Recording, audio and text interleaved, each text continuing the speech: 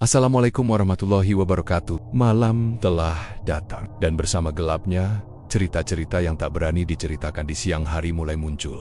Selamat datang di Radio Malam, sebuah frekuensi tak terlihat yang menembus batas dunia.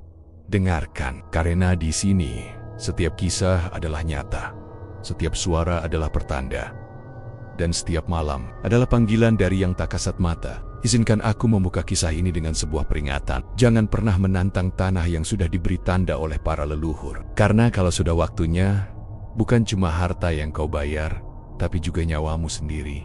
Namaku bukan siapa-siapa. Aku hanya seorang mantan mandor proyek. Dahulu aku pernah bekerja di sebuah pabrik semen milik seorang pengusaha terkenal dari Purwodadi, Pak Haji Baiding. Orang yang katanya berhasil karena doa dan kerja keras. Tapi setelah kau dengar cerita ini, mungkin kau akan berpikir dua kali sebelum percaya pada apa yang terlihat di permukaan. Kisah ini bermula sekitar 6 tahun lalu, ketika tanah kosong di pinggiran Purwodadi mendadak diratakan. Tanah itu sebelumnya dibiarkan liar, penuh dengan semak belukar dan pohon jati tua. Warga sekitar menyebutnya Tanah Barong, bukan karena ada barongan atau tradisi reog, tapi karena di sana pernah terjadi pembantaian massal oleh tentara kolonial Belanda. Banyak warga desa dulu mati diikat dan dikubur hidup. Dan yang lebih mengerikan, kata orang-orang tua, tanah itu tak pernah bisa ditanami, tak bisa dibangun, dan selalu menyisakan rasa dingin yang aneh. Meski di siang bolong, tapi Pak Haji Baiding orangnya beda. Ia menganggap semua itu cuma tahayul. Camp Hong, dengan uangnya yang melimpah dan koneksi pejabat setempat, ia beli tanah itu dengan harga murah, membayar tukang-tukang dan alat berat untuk mulai pembangunan pabrik semen.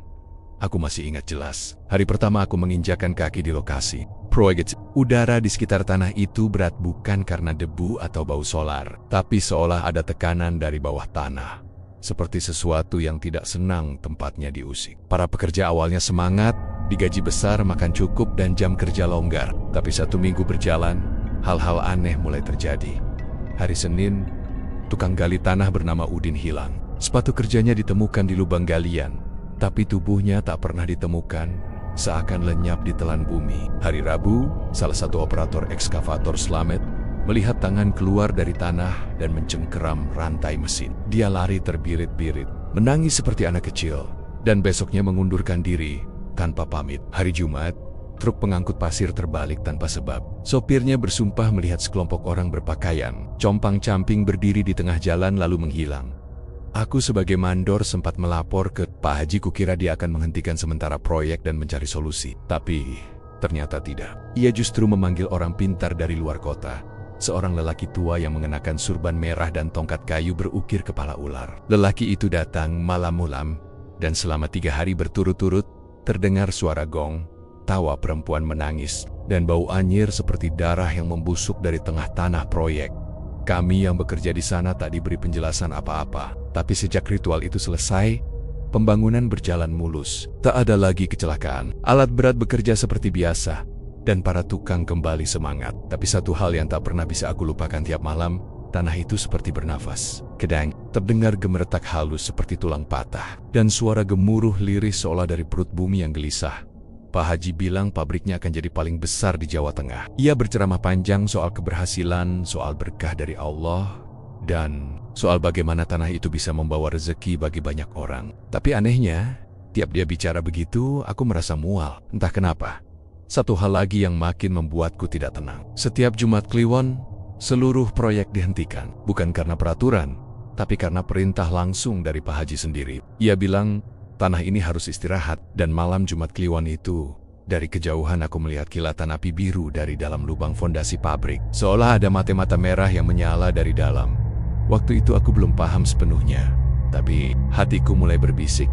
Tanah ini bukan untuk dibangun. Tanah ini menolak untuk didirikan apapun di atasnya. Dan kalau dipaksakan, ia akan menuntut ganti rugi yang lebih dari sekadar uang atau nyawa buruh rendahan. Tapi Pak Haji tak peduli. Ia percaya pada kekuatan uang dan doa-doa khusus dari orang-orang pintar yang ia sebut guru spiritual. Dan pabrik itu akhirnya berdiri, menjulang tinggi, lengkap dengan cerobong asap dan mesin-mesin raksasa. Semua orang kagum, tapi tidak aku, karena aku tahu, ini bukan akhir, ini baru permulaan. Permulaan dari sesuatu yang jauh lebih gelap, jauh lebih jahat, dan akan menelan semua yang dibangun di atas tanah kutukan itu, jika kau masih ingin mendengar kelanjutannya. Aku akan ceritakan di bab berikutnya, tapi kau harus siap, karena setelah ini, darah bukan lagi metafora, melainkan bahan baku utama dari kesuksesan Pak Haji Baiding. Kau tahu apa yang paling menyeramkan dari sebuah pesugihan? Bukan jin yang dimintai tolong, bukan pula dukun yang jadi perantara, tapi keputusan pertama, ketika seseorang dengan sadar menyerahkan manusia lain sebagai tumbal, demi menebus mimpi yang sebenarnya sudah gila sejak awal. Aku menyaksikan sendiri itu semua. Dan sayangnya, aku juga bagian dari permainan itu meski tanpa pernah benar-benar menyetujuinya. Setelah pabrik semen milik Pak Haji Baiding berdiri kokoh, suasana kerja mendadak berubah. Upah naik, fasilitas diperbaiki, bahkan kami semua dapat jatah makan siang dan asuransi. Semua tampak baik, bukan? Tapi di balik kebaikan itu, aku mulai mencium sesuatu yang tak beres. Aku yang waktu itu jadi mandor lapangan, mulai memperhatikan keanehan pada para karyawan baru. Mereka seperti dipilih secara khusus oleh seseorang. Rata-rata orang rantauan, tanpa keluarga, tanpa teman dekat, dan sebagian bahkan tidak tahu dari mana mereka berasal. Mereka datang dayam-dayom, bekerja keras, dan setelah 2 minggu, menghilang. 1 orang, 2 orang. Aku pikir mungkin memang keluar tanpa pamit. Tapi ketika jumlahnya mencapai 7 dalam sebulan dan semuanya adalah pekerja malam, aku mulai curiga. Ketika aku tanyakan ke bagian HRD, jawabannya selalu sama. Kontrak selesai, Pak, sudah dipulangkan. Tapi tak ada yang pernah lihat proses kepulangan itu. Bahkan koper atau barang pribadi mereka pun tertinggal di mes. Malam itu, entah kenapa, aku tak bisa tidur. Pabrik tetap beroperasi, meski waktu sudah menunjukkan pukul 2 dini hari. Dan saat itulah aku melihatnya. Dari jendela mes mandor, aku lihat sebuah mobil box putih berhenti di dekat bangunan belakang pabrik. Dekat area Pemekabat, 3 orang bertudung hitam turun dari mobil, menyeret satu tubuh pekerja yang sedang tak sadarkan diri. Mereka membawanya ke balik gudang tua, yang katanya tak lagi digunakan sejak proyek selesai. Jantungku berdegup keras, tapi kakiku bergerak sendiri. Aku berjalan pelan ke arah gudang itu, sembunyi-sembunyi, hingga cukup dekat untuk mendengar suara-suara. Ada bunyi logam bergesek, suara air menetes, dan suara tangisan. Tangisan lirih, seperti dari seseorang yang tahu ajalnya sudah di depan mata. Lalu terdengar suara Pak Haji Baiding. Suara itu tak lagi lembut seperti biasanya, melainkan dalam dan berat. Ia mengucapkan sesuatu dalam bahasa yang tak kupahami, seperti bahasa Arab, tapi rusak. Kadang diselingi tawa kecil yang membuat bulu kuduku berdiri. Beberapa detik kemudian, tangisan itu berhenti, hening, lalu terdengar bunyi bret, seperti sesuatu disayat. Aku tak sanggup bertahan lebih lama. Aku mundur perlahan, lalu lari ke arah mes. Malam itu aku muntah, badanku menggigil, dan entah mengapa, aku bermimpi buruk. Dalam mimpi itu, aku melihat wajah pekerja yang tadi diseret, berdiri di depan pintuku. Wajahnya penuh luka, matanya bolong, tapi mulutnya terbuka besar sambil berbisik. Aku bukan yang pertama, dan bukan yang terakhir. Keesokan paginya, seperti biasa, suasana pabrik tetap berjalan normal. Tapi aku tahu ada yang sudah berubah. Pak Haji Baiding datang pagi-pagi, membawa aroma yang berbeda. Bukan parfum seperti biasanya, tapi bau menyan, bercampur darah dan besi tua. Wajahnya tampak lebih segar, dan ia tertawa lepas, seperti habis dapat rezeki nomplok. Dan benar saja minggu itu ia mendapat kontrak besar dari pemerintah untuk pengadaan semen dalam jumlah masif uang menggaler. Pabrik berkembang, cerobong asap mengepul tanpa henti. Tapi aku tahu itu semua dibayar mahal. Dengan nyawa manusia, aku mulai takut bicara. Aku mulai pura-pura tidak tahu. Dan itu menyiksaku setiap malam. Karena setiap malam aku mendengar suara-suara dari gudang itu. Kadang tangisan, kadang jeritan, kadang suara-suara yang bahkan tak bisa dijelaskan oleh akal sehat. Pernah satu kali, aku memberanikan diri bertanya ke rekan kerja paling lama, Pak Dono, seorang teknisi tua yang sudah bekerja sejak proyek awal. Tapi dia hanya menatapku kosong, lalu berkata pelan, "Diamlah, kalau kau ingin hidup, tanah ini sudah diberi makan." Dan malam itu, istrinya meninggal mendadak karena serangan jantung, tanpa sebab, tanpa gejala. Dan Pak Dono esoknya menghilang. Sejak itu aku paham, Pak Haji tak hanya menumbalkan pekerja, tapi juga siapapun yang tahu. Dari luar, pabrik itu tampak sukses. Orang-orang memuji, para pejabat datang, bahkan foto Pak Haji terpajang di majalah sebagai pengusaha teladan. Tapi, tak ada yang tahu bahwa pondasi pabrik itu berdiri di atas darah, tulang, dan arwah yang tidak pernah tenang. Dan itu baru tumbal pertama. Karena saat pesugihan dibuka, darah pertama hanya pembuka jalan. Selanjutnya, akan lebih banyak lagi, lebih besar, lebih dekat. Dan saat itu terjadi, bahkan aku pun tak bisa menjamin bahwa aku akan selamat. Pernahkah kau melihat seseorang yang mengorbankan keluarganya sendiri, tapi tetap bisa tersenyum seolah tak ada yang terjadi? Kalau belum, biar aku ceritakan bagaimana Pak Haji Baiding melakukannya dengan tenang, bahkan penuh rasa bangga. Karena bagi dia, keluarga bukan lagi darah dan cinta. Mereka hanyalah bagian dari perhitungan. Jika tumbal A membawa keuntungan sekian miliar, maka tumbal dari dalam rumah sendiri akan membawa sesuatu yang lebih besar lagi. Setelah serangkaian hilangnya para pekerja, suasana pabrik seperti ditelan kabut tipis yang tak kasat mata, tapi terasa menekan. Orang-orang mulai bekerja tanpa gairah. Mereka tahu, setiap malam bisa jadi malam terakhir, tapi uang yang ditawarkan Pak Haji terlalu besar. Semua orang memilih tutup mulut, termasuk aku. Tapi di balik kesuksesan yang menggiurkan itu, sebuah tragedi baru mulai menetas. Dan kali ini, tidak ada yang bisa menutupinya. Aku masih ingat betul hari itu. Hari Sabtu, menjelang maghrib. Langit mendung dan hujan turun rintik. Pak Haji datang ke pabrik, tapi kali ini tak sendiri. Ia membawa istrinya Bu Hajah Rohani, perempuan yang dikenal anggun dan penyayang, yang jarang sekali tampil di depan umum. Ia juga membawa anak bungsunya, Raffi, yang masih duduk di bangku SMA. Semua orang terkejut melihat mereka datang ke area kerja. Tak pernah sebelumnya keluarga Pak Haji menginjakan kaki ke pabrik. Bahkan aku, yang sudah bertahun-tahun bekerja di sana, baru kali itu melihat mereka langsung. Tapi yang lebih aneh, Bu Hajah dan Raffi tampak pucat. Bukan karena sakit, tapi seperti orang yang habis menangis semalaman. Tatapan kosong, langkah pelan, seolah sedang dipaksa ke tempat yang tidak mereka inginkan. Aku memanggil nyaliku dan mendekati Pak Haji, bertanya pelan, "Ada acara khusus, Pak?" Ia hanya tersenyum kecil dan berkata lirih, "Keluargaku perlu melihat hasil dari doa-doa mereka." Kalimat itu membuat punggungku dingin. Hari itu mereka tak kembali ke rumah. Bu Hajah dan Raffi diinapkan di kantor utama pabrik, tepat di ruangan tertutup yang dulunya adalah ruang arsip tapi sekarang selalu dikunci. Tidak ada yang tahu apa yang mereka lakukan di dalam. Tapi setiap malam, dari luar ruangan itu, aku mendengar suara gamelan lirih. Kadang diselingi bacaan doa yang bercampur dengan kalimat-kalimat aneh. Dan di malam ketiga, aku mendengar isakan kecil dari seorang anak laki-laki yang memohon, "Ayah, jangan." Setelah itu, tak ada lagi suara. Esoknya Raffi tak pernah terlihat lagi. Pak Haji bilang ke semua orang bahwa anaknya dikirim ke pondok pesantren di luar kota untuk memperdalam ilmu agama. Tapi aku tahu dia berbohong, karena malam itu, aku melihat langsung dengan mata kepala sendiri. Sebuah prosesi pemakaman, tanpa papan nama, tanpa keranda, hanya lubang tanah besar di belakang cerobong pabrik. 3 pria bertudung hitam menggali, dan Pak Haji berdiri di pinggirnya, membaca doa dengan suara pelan, dan yang dikubur adalah tubuh mungil yang dibungkus kain putih, dengan kepala yang dipeluk erat oleh sang ibu yang meronta histeris sebelum dipisahkan paksa. Bu Hajah Rohani menghilang keesokan harinya. Pak Haji bilang dia sedang umrah. Tapi beberapa karyawan malam bersumpah melihat seorang wanita tua duduk diam di pojok ruang kantor, dengan rambut kusut dan tubuh gemetar. Ia tak bicara, tak bergerak, hanya menatap jendela, seolah menunggu seseorang kembali. Dan sejak itu, pabrik menjadi lebih hidup. Mesin-mesin tak pernah rusak. Pasokan bahan baku lancar, kontrak datang beruntun. Bahkan harga semen naik drastis, dan merek milik Pak Haji menguasai pasar. Ia diundang ke televisi, menerima penghargaan, dan dianggap tokoh inspiratif daerah.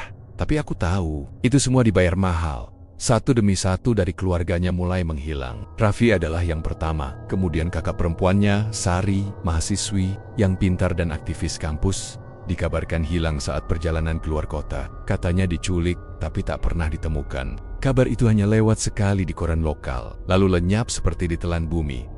Dan puncaknya terjadi saat seorang supir truk logistik bernama Mahfud menemukan sebuah jasad perempuan di kolam limbah semen. Tubuhnya mengapung setengah membatu. Wajahnya melepuh seperti terkena asam. Pakaiannya menunjukkan bahwa ia adalah Bu Hajah Rohani. Tapi anehnya, polisi tidak pernah mengusut. Mayat itu diklaim sebagai warga tak dikenal. Dan tak lama setelahnya, rumah keluarga Pak Haji dikosongkan. Sunyi, tak ada aktivitas, tak ada kehidupan. Tapi pabrik tetap berjalan. Lebih kuat dari sebelumnya, dan Pak Haji, ia tak berubah sedikit pun. Masih tersenyum, masih salat di musala. Kecil pabrik, masih rajin membagi sembako ke warga. Masih berceramah soal keikhlasan dan berkah. Tapi dari sorot matanya, aku tahu dia bukan manusia biasa lagi. Ada sesuatu di balik matanya. sesuatu yang lapar, sesuatu yang terus menuntut. Tumbal demi tumbal, aku ingin kabur, aku ingin berhenti dari pekerjaan itu. Tapi setiap kali niat itu muncul, sesuatu menahanku. Entah rasa takut atau rasa bersalah, karena aku membiarkan ini semua terjadi sejak awal. Dan kini aku mulai bermimpi aneh. Dalam tidurku, aku melihat wajah-wajah keluarga Pak Haji Raffi, Bu Hajah, Seri semuanya berdiri di pinggir lubang besar penuh semen, menatapku tajam. Bibir mereka bergerak, tapi suaranya tak pernah keluar. Sampai malam tadi, Raffi mendekat dan berbisik di telingaku. Sebentar lagi, giliranmu. Kadang-kadang aku berpikir, mungkinkah seseorang seperti Pak Haji Baiding masih punya hati setelah apa yang ia lakukan menumbalkan para pekerja, istrinya sendiri, anaknya yang masih remaja, bahkan anak sulungnya yang cerdas. Apakah masih ada sepotong rasa takut di dalam dirinya? Atau justru semua itu telah habis ditukar, dipreteli, diserahkan dalam bentuk-bentuk yang tak kasat mata demi satu hal, kuasa. Tapi di dunia ini, tak ada kesepakatan yang abadi. Dan dalam urusan pesugihan, satu hal yang paling pasti adalah semua akan ditagih, cepat atau lambat, bahkan oleh jin paling sabar sekalipun. Aku mulai merasakannya di sekitar pabrik. Semuanya terasa lebih berat, langit mendung lebih sering, mesin-mesin mulai mogok, meski secara teknis tidak ada masalah. Sejumlah pekerja jatuh sakit, bukan sakit biasa, tapi semacam kelelahan jiwa, matanya kosong, tubuhnya gemetar, seperti kehilangan cahaya hidup. Dan malam-malam makin panjang. Waktu seolah tak berjalan normal di tempat itu. Seakan-akan kami semua sedang menunggu sesuatu yang besar dan mengerikan. Pak Haji seolah tak terganggu. Ia bahkan tampak semakin sibuk dengan perluasan pabrik. Katanya, permintaan semen dari luar negeri meningkat. Ia ingin ekspansi, ingin membuat kilang pembakaran sendiri. Ia bicara soal masa depan dengan mata berbinar, seolah tak pernah ada darah di tangannya. Tapi aku melihat perubahan. Ia mulai sering bicara sendiri, kadang tertawa keras di ruangannya yang sepi, kadang mengurung diri seharian penuh dan tak keluar, kecuali untuk salat yang kuragukan apakah masih ditujukan pada Tuhan yang sama dengan kita. Dan suatu malam, aku melihatnya. Aku terbangun karena suara ketukan pelan di jendela kamar mes. Kupikir itu angin, tapi ketika aku menoleh, aku melihat Pak Haji berjalan pelan ke arah gudang belakang tempat yang selama ini dikenal sebagai pusat ritual dengan membawa sesuatu di tangannya. Sebuah kendi tanah liat dan sebilah keris yang tampak berkarat. Aku mengikuti dari kejauhan. Diam-diam nafasku tercekat di dalam gudang itu. Kulihat Pak Haji menggambar lingkaran besar di lantai dengan darah ayam yang entah dari mana datangnya. Ia duduk di tengah lingkaran, menghadap ke arah barat dan mulai membaca mantra. Tapi kali ini berbeda. Kalimatnya terdengar kacau, penuh tekanan, seolah ia sedang memohon, bukan memanggil. Ia bicara pada makhluk itu. Aku tak bisa melihat apa pun, tapi hawa dingin yang keluar dari dalam ruangan itu menusuk sampai tulang. Dan yang paling menakutkan, aku mendengar suara lain. Suara yang berat, tidak berasal dari mulut manusia. Suara itu berkata, "Tumbal sudah cukup. Kini, giliranmu." Pak Haji berteriak. "Belum, aku belum siap. Masih banyak yang bisa kupersembahkan. Ambil siapa saja, tapi jangan aku." Tapi suara itu hanya tertawa. Sebuah tawa berat yang bergema panjang, seperti suara kereta api yang terbalik, seperti logam dipelintir oleh tangan raksasa. Kesepakatan tak bisa dibatalkan. Kau telah menyentuh inti, maka jiwamu milikku. Aku terpaku, tak sanggup bergerak. Keringat dingin membasahi tubuhku. Dan sebelum aku sadar, Pak Haji melempar kendi itu ke tanah dan menancapkan keris ke tengah lingkaran darah. Ia berteriak, mengucapkan sumpah dan ancaman. Dan tiba-tiba ruangan itu meledak dengan suara hebat, tapi tak menghasilkan api, melainkan bayangan hitam yang melesat keluar. Menuju lengket aku lari malam itu juga. Tapi pergi, aku menoleh sekali lagi. Dan di depan gudang aku melihat Pak Haji berdiri. Tubuhnya kaku, matanya merah, dan mulutnya menyeringai. Tapi senyuman itu bukan milik manusia. Ada yang lain yang kini mengendalikan tubuhnya. Sejak malam itu, Pak Haji tidak pernah terlihat di pabrik lagi. Ia mengurung diri di rumah besarnya, yang kini gelap dan sepi. Tak ada tamu, tak ada keluarga. Bahkan para sopir truk dilarang masuk halaman rumahnya. Namun kejadian aneh mulai bermunculan. Setiap malam Jumat Kliwon, ada suara gamelan dari dalam rumah itu. Kadang ada yang melihat siluet perempuan berambut panjang berdiri di balkon atas. Kadang terdengar tangisan anak kecil, bersahut-sahutan dengan suara tawa yang entah manusia atau bukan. Pabrik tetap berjalan, tapi tanpa arah, Direktur pengganti hanya boneka. Para pekerja makin banyak yang menghilang. Dan aku hanya bisa menuliskan semua ini agar dunia tahu bahwa kemakmuran yang berdiri di atas darah selalu menagih lebih dari yang bisa dibayar. Dan Pak Haji kini bukan lagi manusia. Ia adalah tubuh kosong yang ditempati sesuatu yang lama tertidur di bawah tanah itu. Makhluk yang sudah sejak zaman kolonial haus akan jiwa. Itulah harga dari perjanjian yang tak bisa dibatalkan. Jika kau kira ini sudah akhir, kau salah. Karena apa yang hidup di tubuh Pak Haji sedang mengincar pengganti. Dan kau mungkin orang berikutnya. Pabrik semen Pak Haji Baiding memang berdiri megah, menjulang tinggi seperti simbol keberhasilan yang tak bisa diganggu-gugat. Tapi tak seorang pun pernah sadar bahwa apa yang tampak kuat di atas tanah sesungguhnya rapuh di dalam bumi. Karena tanah itu menyimpan rahasia yang menunggu waktu untuk terbuka setelah malam penuh teror itu. Saat aku melihat sendiri makhluk yang mengambil alih tubuh Pak Haji, aku bertekad untuk tidak lagi menginjakan kaki di pabrik. Tapi kenyataan tidak. Semurage, kontrakku belum habis. Dan ancaman tak kasat mata jauh lebih menakutkan daripada surat pemutusan kerja. Aku kembali ke pabrik dengan perasaan hampa. Semuanya tampak seperti biasa, seolah tak pernah terjadi sesuatu. Tapi kalau kau cukup peka, kau akan merasakan udara di tempat itu lebih berat, langkah kaki para pekerja lebih pelan, dan suara mesin terdengar seperti keluhan. Yang membuatku gemetar adalah satu hal. Tanah di sekeliling pabrik mulai retak. Retak kecil menjalar seperti akar-akar tumbuhan, tapi arahnya aneh, bukan sembarangan. Semua retakan itu mengarah ke satu titik di belakang pabrik, tepat di antara cerobong dan gudang tua. Seperti jari-jari dari sesuatu yang sedang mencoba bangkit dari dasar bumi. Hari-hari berikutnya desas-deses mulai muncul. Warga desa yang tinggal tak jauh dari pabrik mengeluh. Ada yang mendengar suara gong besar dari dalam tanah. Ada pula yang mengaku melihat tanah di belakang rumah mereka berdenyut seperti dada yang sedang bernafas. Seekor kambing milik warga ditemukan mati. Tubuhnya hancur seperti digilas alat berat, padahal tak ada jejak kendaraan sama sekali. Beberapa anak kecil tiba-tiba kerasukan. Dan saat bicara, mereka menyebut nama Baiding berulang-ulang dengan suara berat yang tidak pantas keluar dari mulut anak-anak. Desa mulai panik, tapi mereka tak bisa berbuat apa-apa. Siapa yang bisa melawan Pak Haji Baiding? Ia bukan sekadar pengusaha. Ia sudah seperti dewa kecil di wilayah itu, disembah oleh sebagian, ditakuti oleh sisanya. Namun semuanya mencapai puncaknya pada malam Jumat Legi. Waktu itu hujan turun sejak sore. Langit gelap, petir menyambar tanpa henti. Tapi anehnya, pabrik tetap menyala. Cerobong asap memuntahkan uap tebal bercampur bau besi dan belerang. Aku, yang saat itu sudah memutuskan untuk kabur dari tempat itu, masih sempat menyaksikan dengan mata kepalaku sendiri. Tanah di tengah pabrik terbuka. Bukan longsor, bukan amblas karena konstruksi, tapi membuka seperti mulut besar yang perlahan menganga, disertai suara gemuruh yang bukan dari dunia ini.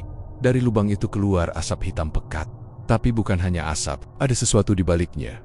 Suara-suara, jeritan, rintihan, tawa wanita, gamelan, dan bau anyir darah yang menguap seperti kabut. Semua pekerja berhamburan. Beberapa jatuh, beberapa lari sampai tak sempat pakai sepatu. Tapi ada juga yang terpaku, matanya kosong. Mereka masuk ke arah lubang itu, berjalan pelan seperti orang yang dipanggil oleh ibunya sendiri. Dan satu persatu, mereka menghilang ke dalamnya. Dari kejauhan aku melihat sosok Pak Haji Baiding berdiri di tepi lubang. Ia tak tampak seperti manusia lagi. Kulitnya gelap, matanya merah, tubuhnya kurus tapi tegang, seperti batang kayu yang dikeringkan di neraka. Ia tertawa sambil mengangkat tangannya tinggi-tinggi, seolah memimpin parade kematian.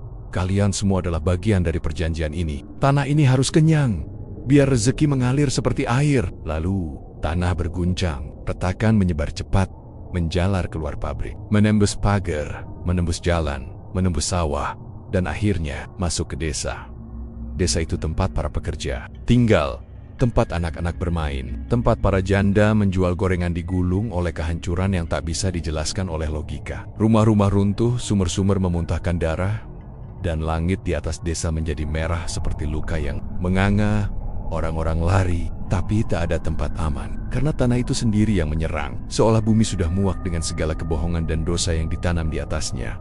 Aku lari ke arah berlawanan, menyusuri kebun karet dan ladang kosong. Nafasku putus-putus, tapi aku terus berlari. Saat aku menoleh ke belakang untuk terakhir kalinya, aku melihat seluruh pabrik tersedot ke dalam lubang besar itu. Cerobong, gudang, kantor, semuanya runtuh ke perut bumi. Dan terakhir, Sosok Pak Haji tertawa sambil melompat masuk sendiri. Ia masuk dengan sukarela, seolah memang ingin menyatu dengan kegelapan yang selama ini ia pelihara.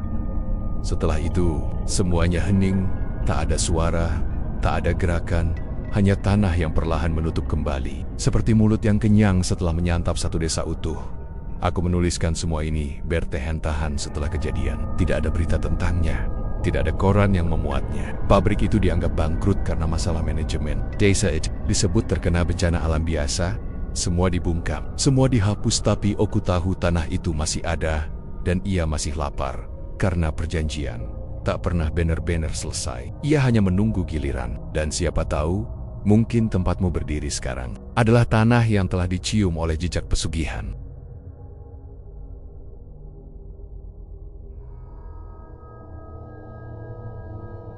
Kau mungkin berpikir semuanya sudah berakhir di malam ketika tanah menelan pabrik semen Pak Haji Baiding.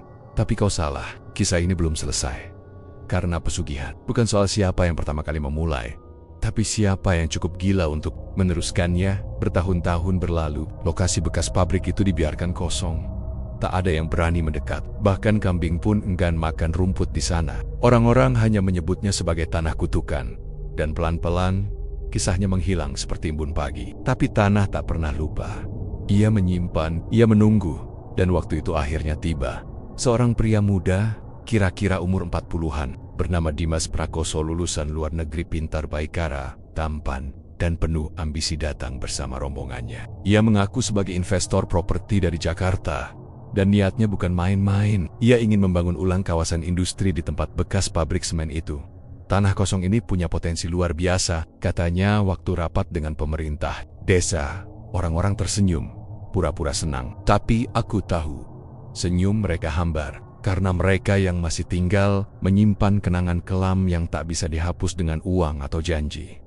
Aku waktu itu sudah pindah ke kota kecil di perbatasan, hidup seadanya. Tapi kabar tentang pembukaan kembali lahan pabrik itu membuatku tak bisa tidur.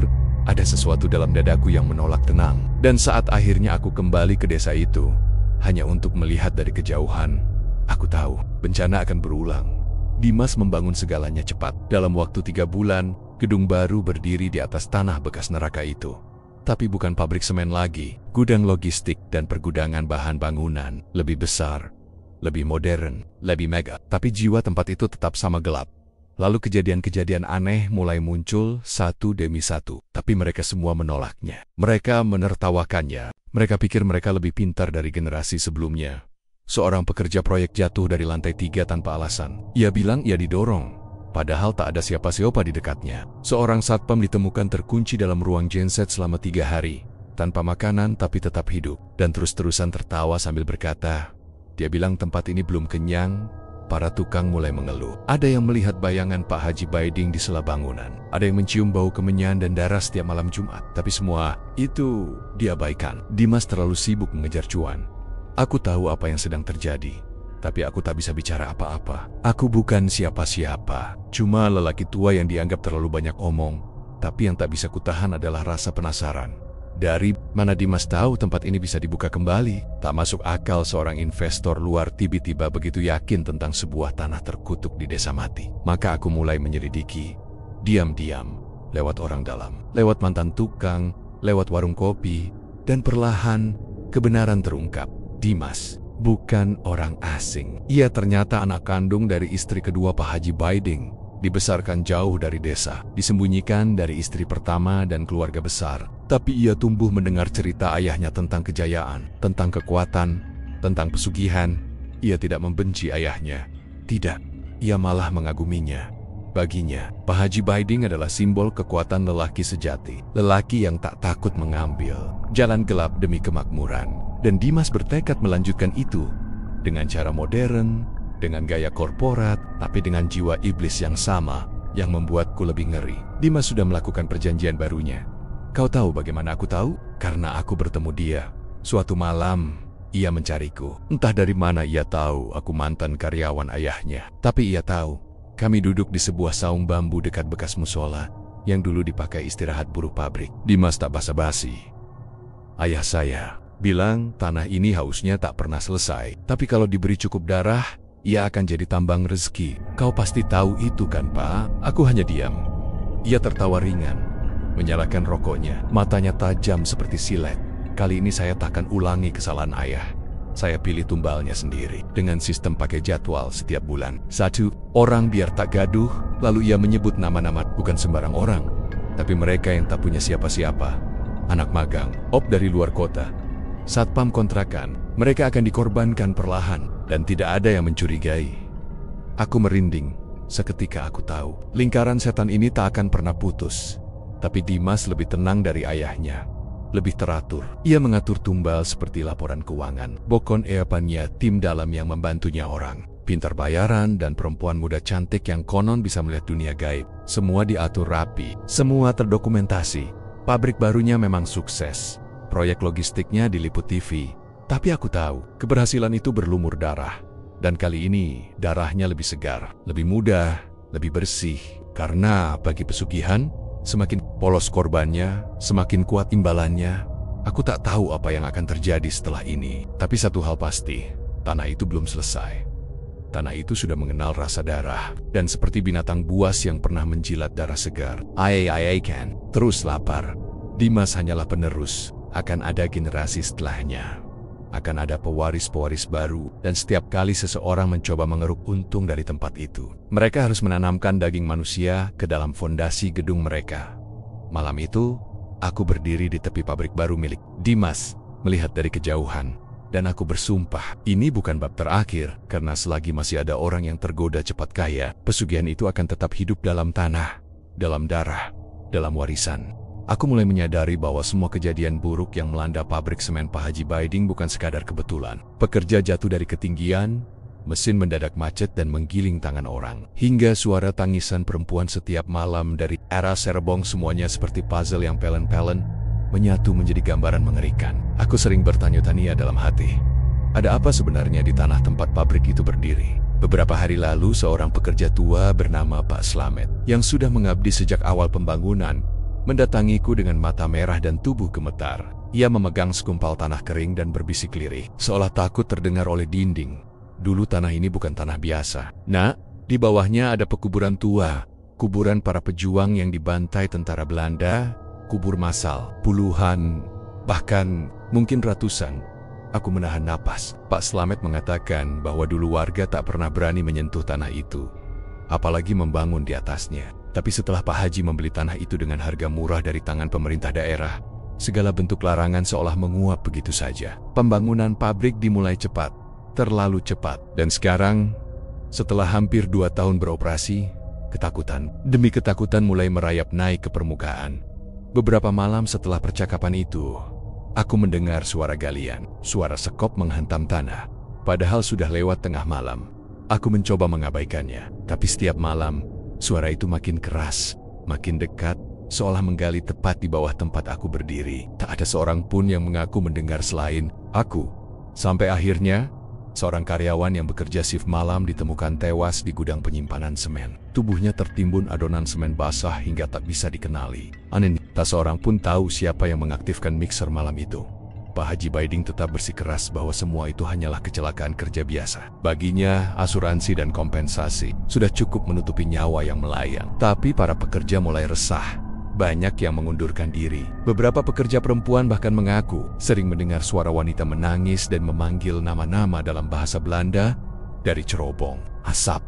Aku pun mencari tahu lebih dalam. Kutelusuri dokumen lama, berita arsip, bahkan peta zaman kolonial. Dan ternyata benar. Area pabrik semen itu dulunya markas tentara Belanda. Di sanalah terjadi pembantaian besar-besaran terhadap penduduk desa yang dituduh membantu pasukan gerilya. Jasad mereka dikubur massal tanpa nama, tanpa doa, tanpa pemakaman yang layak. Dan Pak Haji mendirikan pabrik tepat di atas luka itu. Tak berhenti di sana, malam Jumat Legi itu, aku nekat kembali ke pabrik. Semua sudah sepi. Aku menyelinap ke ruang kontrol dan memasang kamera kecil di berbagai sudut. Tapi sebelum aku sempat pergi, aku melihatnya. Sosok hitam tinggi besar, mengenakan pakaian lusuh seperti serdadu Belanda, berdiri di ujung koridor dengan mata menyala merah. Tak bicara, tak bergerak, hanya diam dan menyaksikanku membeku dalam ketakutan. Detik berikutnya, semua lampu padam. Saat nyala kembali, sosok itu hilang, namun lantai koridor penuh jejak lumpur dan bercak darah tua. Besoknya, Pak Haji mengumpulkan semua staf. Dengan suara tenang dan datar, ia mengumumkan bahwa pabrik akan tetap beroperasi. Kita tidak akan mundur hanya karena ketakutan tak berdasar, katanya. Tapi aku tahu, wajahnya pucat, tatapannya gelisah, tangannya gemetar saat memegang mikrofon. Ia juga mulai takut, tapi terlalu congkak untuk mengakuinya. Kutukan tanah tua itu telah terbangun. Mereka yang dulu dikubur tanpa nama, kini menuntut keadilan. Dan orang pertama yang akan mereka datangi, bukan kami para pekerja, melainkan dia orang yang menggali, membangun, dan mempersembahkan tanah berdarah itu untuk kekayaan. Pak Haji Baiding mungkin belum tahu, tapi waktu untuk membayar hutangnya sudah dekat. Dan tak ada semen sekuat apapun yang bisa melindunginya dari dendam orang mati. Aku mulai melihat perubahan mencolok pada diri Pak Haji Baiding sejak kejadian malam itu. Bukan hanya wajahnya yang semakin tirus dan matanya yang semakin sayu, tapi juga sikapnya yang makin tertutup dan mudah marah. Ia tak lagi ramah pada karyawan, tak lagi hadir dalam acara keagamaan warga, dan makin sering mengurung diri di ruang direksi. Bahkan, istrinya, Bu Hajah Rubiah, pun jarang terlihat. Orang-orang hanya berbisik bahwa rumah tangga mereka sedang tak harmonis. Tapi bagiku itu lebih dari sekadar pertengkaran suami istri. Pada suatu sore yang sepi, aku memberanikan diri mengunjungi rumah Pak Haji di atas bukit kecil, tak jauh dari pabrik. Rumah megah itu tampak berbeda dari biasanya. Seolah ada hawa dingin yang menelusup ke kulit saat aku melangkah masuk ke halaman. Gerbang terbuka begitu saja. Tak ada penjaga, tak ada suara. Hanya suara angin yang mendesir pelan di antara pohon-pohon besar yang mengelilingi pekarangan. Aku memanggil-manggil. Tak ada yang menjawab. Lalu kulihat pintu rumah sedikit terbuka. Entah dorongan dari rasa penasaran atau sesuatu yang lebih besar, aku melangkah masuk di ruang tamu.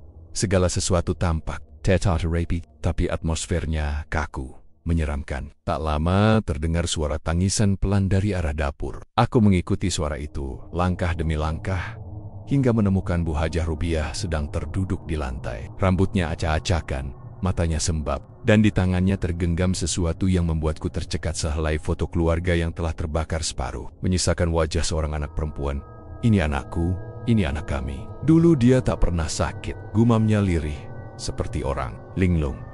Aku terdiam. Ini pertama kalinya aku mendengar bahwa Pak Haji memiliki anak. Sepengetahuanku, mereka tak pernah membawa atau menyebut nama anak dimanapun. Tapi sebelum aku bisa bertanya lebih lanjut, ia mendongak dan menatapku dengan sorot mata yang penuh amarah. Semua ini karena pabrik terkutuk itu. Semua karena dia. Serahkan nyawa anak kami untuk kekayaan, teriaknya. Kata-kata itu menghantamku seperti palu godam. Tumbal?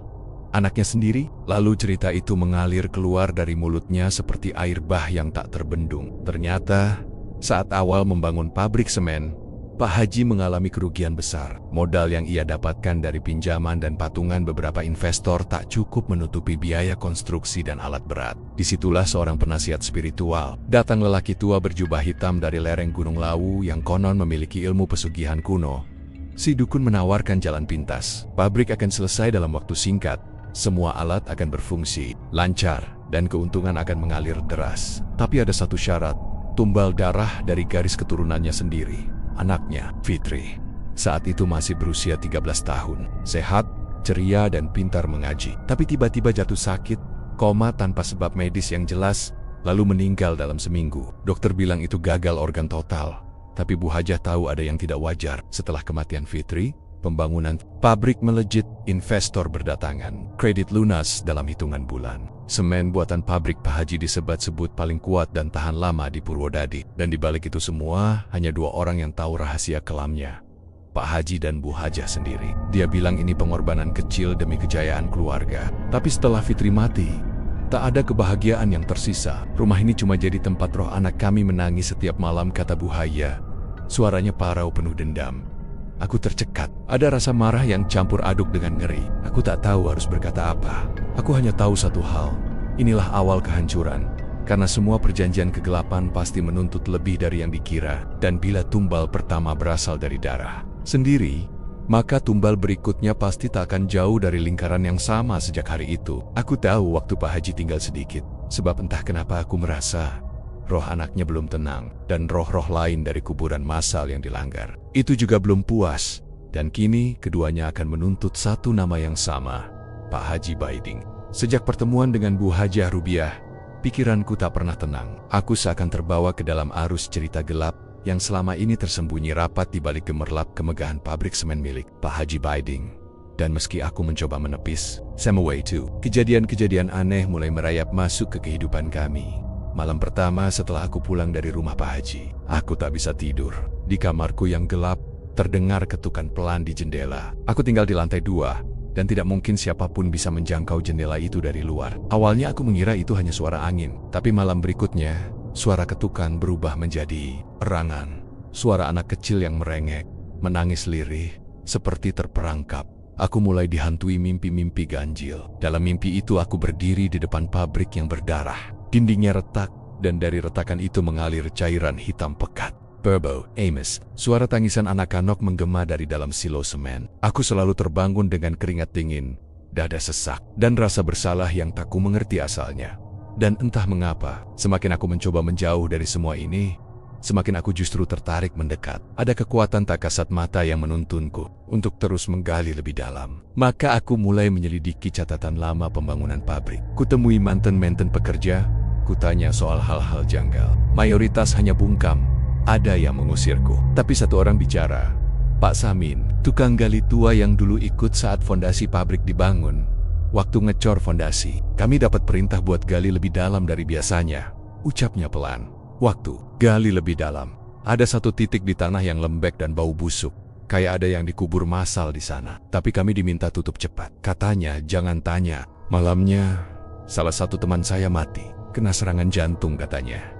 Tapi saya lihat sendiri matanya melotot ketakutan. Pak Samin juga bercerita bahwa sejak itu, banyak pekerja alami kecelakaan. Ada yang jatuh dari ketinggian tanpa sebab.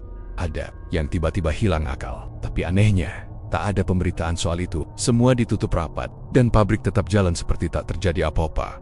Aku jadi makin yakin, selain tumbal anaknya sendiri, Pak Haji juga melanggar batas leluhur dengan membangun pabrik di atas tanah kuburan massal. Mungkin tanah itu bekas lokasi pembantaian massa. Perang mungkin pula lebih tua dari itu. Yang jelas, roh-roh yang tertanam di situ kini telah bangun, dan mereka marah. Puncaknya terjadi malam itu. Tepat pukul 2 dini hari, suara sirine darurat pabrik meraung panjang. Aku, bersama warga sekitar, berlarian ke arah pabrik yang kini terang benderang seperti siang. Tapi bukan cahaya lampu, melainkan api. Ya, api besar menjulang dari dalam area penyimpanan. Tapi anehnya, api itu tak membakar habis. Api itu seperti menari, membentuk siluet wajah-wajah, anak-anak, perempuan, lelaki tua. Mereka muncul, lalu menghilang, lalu muncul lagi, menjerit tanpa suara. Pak Haji Baiding berdiri di depan gerbang dengan mata merah dan tubuh gemetar. Ia seperti kerasukan. Tiba-tiba ia menjerit, "Ampun Fitri, jangan dek, jangan tarik Abah. Abah cuma mau kamu bahagia. Bukan kamu yang Abah pilih waktu itu. Bukan kamu, bukan kamu." Lalu ia jatuh tersungkur. Dan dari balik asap, tampak sosok seorang anak perempuan berpakaian putih lusuh, wajahnya pucat, dan matanya menatap kosong. Itulah Fitri. Tapi bukan Fitri yang hidup. Ini Fitri yang kembali untuk menuntut keadilan. Bu Hajah datang berlari, berteriak memanggil suaminya. Tapi terlambat. Pak Haji menggeliat. Tubuhnya seperti ditarik oleh kekuatan yang tak terlihat. Suara tulangnya patah-patah mengerikan. Dan tepat di hadapan kami, ia terseret masuk ke dalam gedung utama yang kemudian runtuh seketika. Seperti ditelan bumi. Tak ada yang berani masuk. Api menghilang, Esa berhenti. Tapi tak ada jejak Pak Haji. Yang tersisa hanyalah bau amis dan getar tanah yang seolah menggeram puas. Sejak malam itu, pabrik ditutup. Para pekerja meninggalkan Purwodadi. Tak ada yang berani menyentuh reruntuhan. Warga menyebutnya tanah kutukan Baiding. Dan aku, yang menyaksikan semua ini, masih terus dihantui mimpi. Tapi kini bukan Fitri yang datang, melainkan suara-suara lain yang terus berbisik. Masih ada yang belum ditebus. Mungkin ini belum berakhir. Mungkin dendam mereka belum tuntas. Mungkin masih ada yang akan jadi tumbal berikutnya. Ada yang berubah di Purwodadi sejak runtuhnya pabrik semen milik Pak Haji Baiding.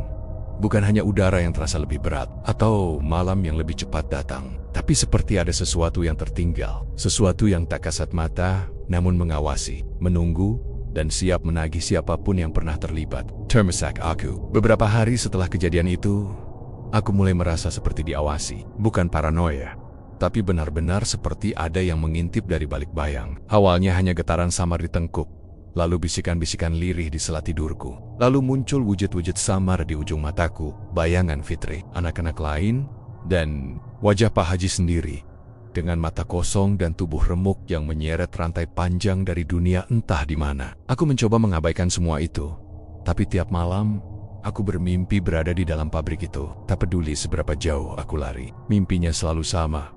Suara beton retak, tangisan anak kecil, dan suara Pak Haji berbisik. Mereka tidak selesai. Mereka belum kenyang. Yang lebih mengganggu, aku mulai mendapat cerita dari warga yang dulu bekerja di pabrik. Mereka mengaku didatangi mimpi yang serupa. Beberapa bahkan melihat anak-anak yang tak dikenal duduk di depan rumah mereka. Mereka menangis, tidak meminta makanan, tidak pula bicara, hanya menatap dengan mata yang penuh luka, seolah menuntut sesuatu. Dan anehnya, semua itu hanya terjadi pada orang-orang yang pernah terlibat dalam pembangunan pabrik, termasuk kontraktor, sopir pengangkut semen, bahkan satpam lama yang sudah pensiun. Lalu datang kabar dari Jakarta, anak angkat Pak Haji yang tinggal di sana ditemukan meninggal dengan cara tak wajar. Tubuhnya hancur seperti terjatuh dari ketinggian, tapi di sekitarnya tidak ada gedung tinggi. Polisi bingung, tak ada saksi mata, tak ada bukti. Tapi aku tahu itu bukan kecelakaan. Itu pembalasan. Satu persatu orang-orang yang pernah mengambil bagian dalam dosa besar itu mulai tumbang. Ada yang jatuh sakit mendadak dan membusuk hidup. Ada yang menghilang, lalu ditemukan mati di ladang, dengan wajah penuh luka seperti dicakar. Semua kematian itu tak bisa dijelaskan secara logika. Aku mulai mencari penjelasan. Bukan pada manusia, tapi pada sesuatu yang lebih tua dari nalar kita. Aku mengunjungi seorang tokoh spiritual tua di lereng Gunung Muria, Mbah Sakri namanya. Lelaki renta itu buta, tapi ucapannya tajam menusuk. Yang kamu sentuh itu bukan sekadar pesugihan. Itu ikatan dengan alam bawah yang haus darah. Ketika darah yang dikorbankan tidak cukup, mereka akan mengambil kembali, satu persatu, sampai lunas. Aku bertanya, apakah ada cara untuk memutus semua ini? Mbah Sakri tertawa lirih. Tidak. Kamu hanya bisa menunduk diam dan bersiap, atau tawarkan tumbal baru. Tapi, siapa yang mau dan siapa yang pantas? Perkataannya membuatku terpaku. Apakah aku juga sudah masuk dalam daftar penagihan itu? Apakah karena aku menyelidiki terlalu dalam, aku pun ikut tercatat dalam lingkaran gelap mereka? Beberapa malam kemudian, aku bermimpi tentang Fitri lagi. Tapi kali ini dia tidak menangis. Ia tersenyum, lalu menunjuk ke arahku, dan berkata satu kata yang membuat bulu kuduku berdiri. Kamu. Aku terbangun dengan napas tercekat dan keringat membasahi tubuh. Dalam cermin kamar, untuk sesaat, aku melihat bayangan lain berdiri di belakangku. Bayangan Pak Haji tersenyum. Tapi senyumnya tak menyimpan damai. Senyum yang getir, seperti ingin berkata, sekarang giliranmu. Dan di hari berikutnya, aku benar-benar tahu bahwa semuanya sudah terlambat. Burung-burung gagak mulai bertengger. Di atap rumahku, air di sumur rumah berubah warna. Setiap malam suara ketukan datang dari bawah lantai. Ya, mereka sudah datang. Mereka tidak ingin cerita ini dibuka. Mereka ingin semua tetap tersembunyi. Tapi aku telah membocorkannya. Aku telah menyaksikan terlalu banyak. Aku telah menulis dan menceritakan semuanya. Don malam ini, aku tidak yakin bisa tidur. Atau kalaupun tertidur, apakah aku akan bangun kembali? Karena mungkin kisah ini tak pernah benar-benar tentang Pak Haji Baiding, tapi tentang warisan dosa yang terus berjalan. Tentang kutukan yang tak mengenal waktu, dan tentang kita yang kini sudah berada di tengah lingkarannya. Kini pabrik semen itu hanyalah puing-puing tak berbentuk. Tanah di sekitarnya mengering, retak, seolah tak sudi menumbuhkan kehidupan lagi. Tidak ada burung yang berani terbang di atasnya. Tidak ada petani yang mau mendekat. Bahkan angin pun seolah enggan berhembus di sana. Warga setempat menyebutnya tanah bisu, tempat yang menyimpan suara-suara jerit yang tak akan pernah bisa mereka lupakan. Rumah mewah Pak Haji Baiding yang dulunya berdiri megah di atas bukit juga telah hancur, terbakar oleh api yang tidak meninggalkan jejak penyebab. Satu-satunya yang tersisa hanyalah sumur tua di belakang rumah. Sumur tempat suara tangisan anak kecil masih terdengar samar saat malam Jumat tiba. Kadang-kadang, warga sekitar mendengar nama-nama mereka dipanggil dari dalam sumur itu. Mereka yang dulu bekerja di pabrik, atau mereka yang ikut menutup mata atas semua kebusukan yang terjadi. Tak ada yang bisa menjelaskan secara ilmiah apa yang terjadi di Purwodadi. Tapi sejak runtuhnya pabrik semen itu, jumlah penduduk menyusut drastis. Banyak yang memilih pindah, menjauh sejauh mungkin. Mereka tak ingin menjadi bagian dari kutukan yang tidak selesai. Dan aku, sebagai saksi, sebagai pencerita, masih hidup untuk saat ini. Tapi aku tahu waktuku tak lama, karena dosa yang dibiarkan membusuk tak pernah benar-benar hilang. Ia hanya menunggu waktu untuk membusuk lebih dalam, mencengkeram lebih kuat. Pak Haji Biding telah pergi, tapi jejaknya tetap hidup. Dalam debu yang berterbangan, dalam retakan tanah yang menganga, dalam mimpi-mimpi buruk yang selalu kembali setiap malam. Ia mungkin telah menjadi abu, namun kisahnya akan terus menghantui siapapun yang serakah, yang menghalalkan segala cara demi kuasa dan harta. Dan jika suatu hari nanti kalian melintasi Purwodadi dan melihat reruntuhan tua di kejauhan, jangan berhenti, jangan menoleh, jangan menyapa suara yang memanggil dari balik bayang, karena bisa saja itu bukan suara manusia, melainkan suara dari masa lalu yang belum selesai menagih.